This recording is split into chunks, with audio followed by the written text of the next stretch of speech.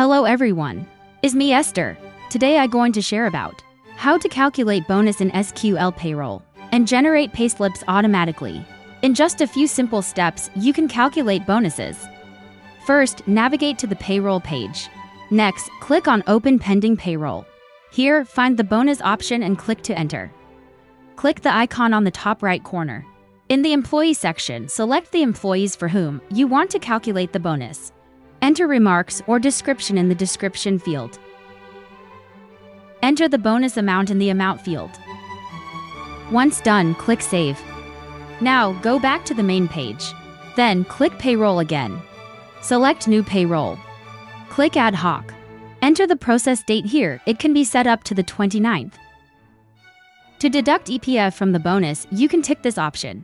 If not selected, it will be deducted from the monthly salary instead. The PCB setting is similar, can choose to deduct it from the bonus or from the monthly salary. Tick Bonus Allowance. Tick Bonus here. In the Allowance field, enter the amount.